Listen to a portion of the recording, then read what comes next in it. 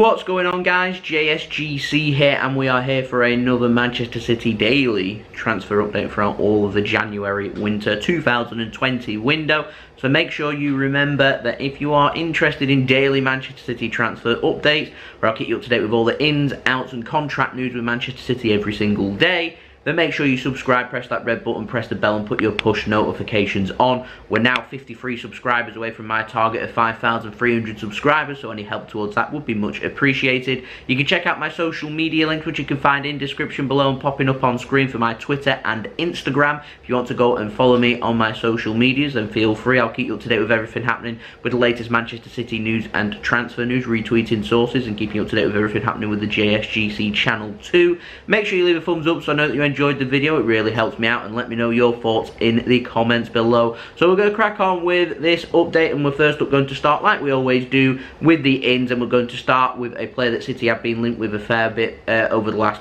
couple of months or so, which is Dani Olmo, the Spanish 21-year-old midfielder who plays for Dinamo Zagreb. We know all about him, having played Dinamo Zagreb twice in the Champions League. He's a neat and tidy player. He's a very good midfielder.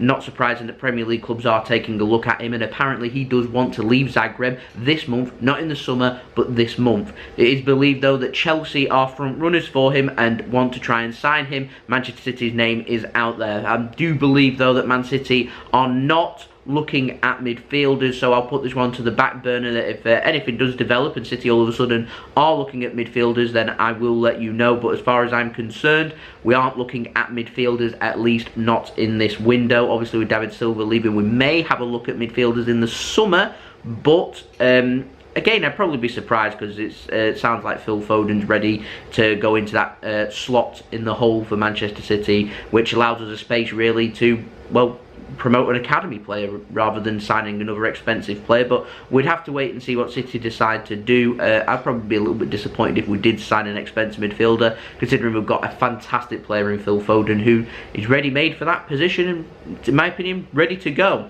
Now, a new name, another player that City's been getting linked with, is 21-year-old homegrown midfielder Todd Cantwell of Norwich City. Apparently Manchester United, of course, and Tottenham Hotspur are interested in the Norwich City midfielder. He's £30 million rated.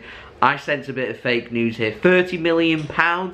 Wow, £30 million. I don't see it, in my honest opinion. If I'm completely honest, he's a player that's he's having an alright season for Norwich in the Premier League, half a good season. All of a sudden now you're worth £30+ million. No, I sense fake news. And speaking of fake news, this one made me chuckle yesterday. You'll have seen it on my Twitter if you follow me on there. It's about Caglar Soyuncu. A Turkish source yesterday was saying that Manchester City had bid €45 million for him.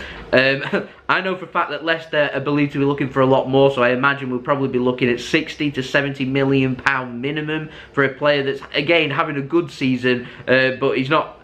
Other than that, I mean, what do we know about Caglar Soyuncu? I think he's a good player. I'm not too sure if he's Man City's answer to centre-back position, because he isn't experienced enough at this top level. Like I said, he's having an alright season for Leicester, but where do we go from there? We're talking consistency if you're going to be paying a lot of money for a player. I'm sensing fake news. Let's not forget though, Manchester City need to sell a non-homegrown registered first team player before we can sign a non-homegrown player. That will not come this month.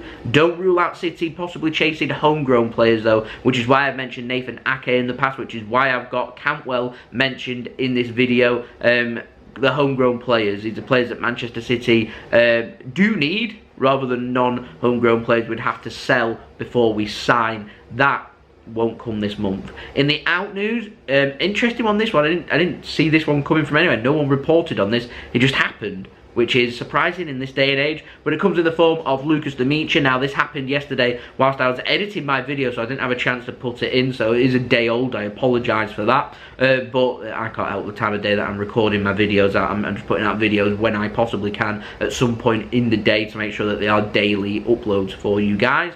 But Lukas Nmecha, he's been recalled from his loan in the Bundesliga with Wolfsburg, which, if you remember back to the summer, he was linked with a permanent move, like a £10 million move. after declaring for the German national team. And then he's played just 6 games in half a season in the Bundesliga, and he's been recalled by Manchester City, and he's left Man City and headed out on loan to the Championship. He went with Preston North End last season, and this season he's joined Middlesbrough, just like Patrick Roberts did yesterday, on loan until the end of the season. Have we formed a new footballing friendship with Middlesbrough? I don't know, but the best of luck to Lukas on his move. Now lastly, in the contract news, just got a small update on that story I was developing yesterday in terms of Fernandinho. It has been confirmed by Sky Sports News, who have confirmed that Man City are confident, by the way, that Fernandinho will sign a new contract. I know there were some rumours going around that he's set to sign. The talks are ongoing, like this will take probably a few weeks to try and sort out. As they have said, Fernandinho is legally allowed to speak to other clubs. I don't know if he is speaking to other clubs. I do know PSG have been linked, so I don't know if he's speaking to other clubs or not, but City have put down a contract offer for Fernandinho. They're going to sit down with Fernandinho and his representatives, and City are confident that contract will be signed, and Sky Sports reported that it is a 12-month extension onto his current deal, so we'll have another 1.5 seasons from now of Fernandinho should he sign. Not got an update on Eric Garcia's contract situation. Any developments on that, I'll be the first to let you know first and fast, just like with any transfer story. So make sure you subscribe, press that red button, press the bell, and put your push notifications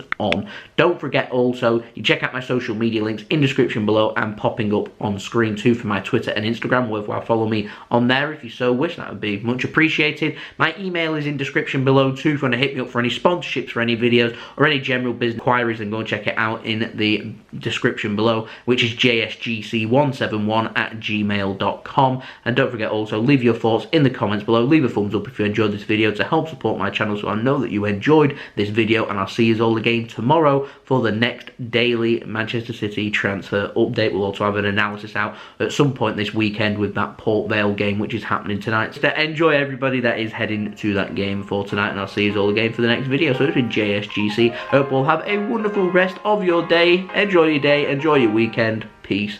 Ciao for now.